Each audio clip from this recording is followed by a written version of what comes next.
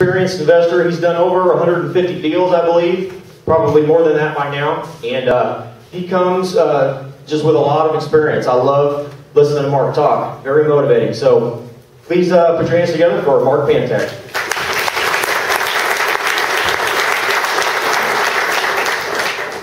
Can everyone hear me okay?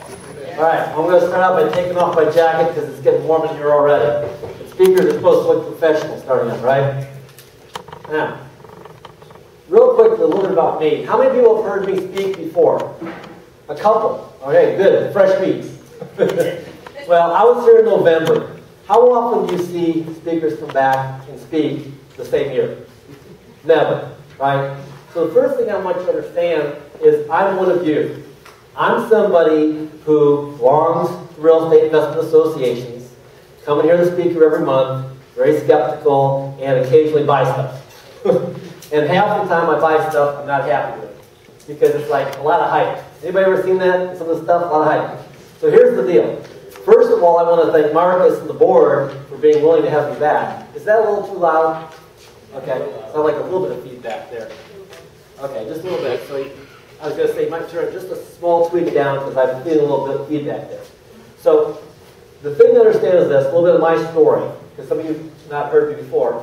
But my name is Mark Pantak. I'm from Houston, Texas. I've got a girlfriend who's a keeper in Ames, Iowa.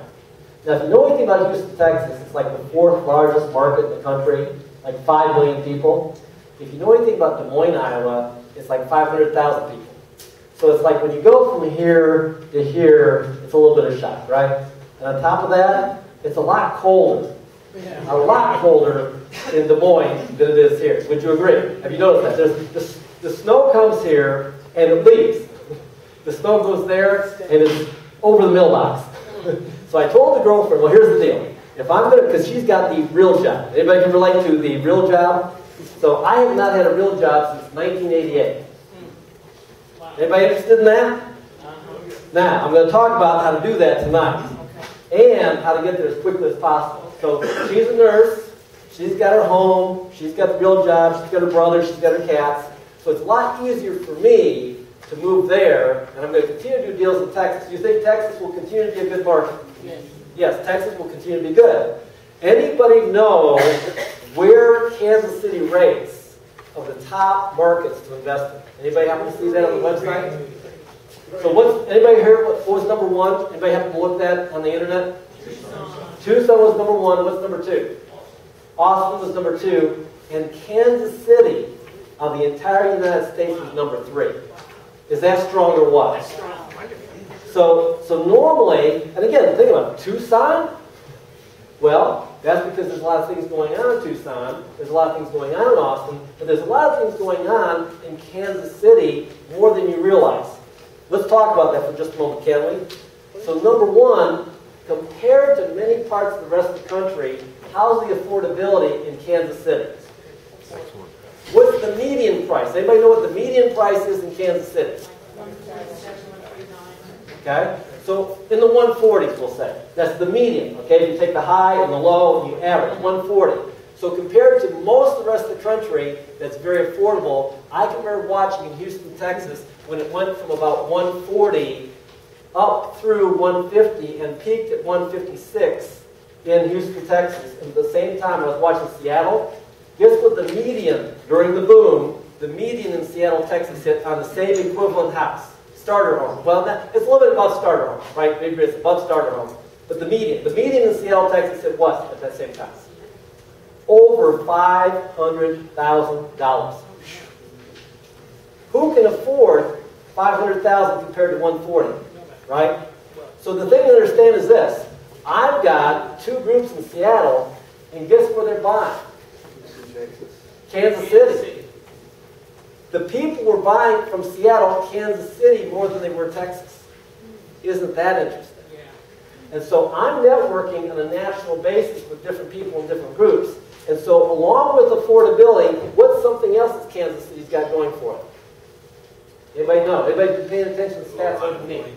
No unemployment. Well, anybody know what the unemployment rate is in the general Kansas City area? Recognizing there's little pockets. 3.6%.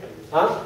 Is it 7.6? Well, it's been fluctuating a little bit. So depending on the stats, it's somewhere between the 6s to the 7s. But compared to the rest of the country, that's better than average, isn't it?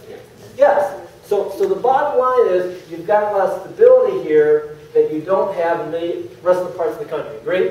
Right. Now, how many people, like myself, have been around the real estate business for a while? Who here has been around the longest? Oh, we got a hand in the back. Okay. And how long you been in? 83. Since 83? 1980. 1980? 73. 73. Oh my gosh. Yeah, I think we got a winner up here. Well, in 1980, I left Michigan. And the joke at that time, I graduated on a Saturday from college, graduated on a Saturday, left on Sunday, was in Dallas, Texas on Monday, and the joke in Michigan at that time was last one out, turn off the light.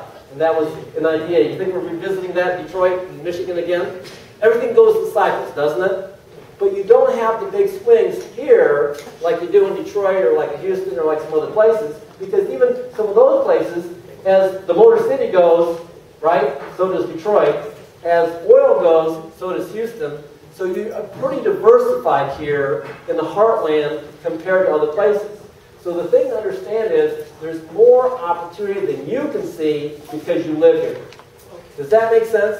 There's other people outside Kansas City that are looking at Kansas City and smacking and saying, wow, I can cash flow. Can you cash flow in Kansas City? Yeah. I mean, can you cash flow huge in Kansas City potentially? I mean, people are looking to buy cash flow. Now, there's a gentleman, I can't remember what his name is, going blank, but I just talked to him the other day. He's a former KCIG member, board member, something like that. Dan, some of you might know Dan. He told me, some of you may even know this, he told me in approximately the last 2 weeks, give or take, he bought and sold 9 houses. Here. And those 9 houses he bought and sold in like 2 weeks, most of the buyers were from where? Outside of Kansas City, including internationally. You've got people from all over the world buying in Kansas City. You've got people from out of state buying in Kansas City, and yet some of you right here in Kansas City are not buying in Kansas City. Right. Would it be helpful if we address why and solve that tonight? Would that be useful? So again, back to my story real briefly. I grew up in Michigan. Believe it or not, I was shy, I was introverted, I stuttered, I never was married, still have not been married, and because I had issues, I could not get a job because I couldn't maintain eye contact.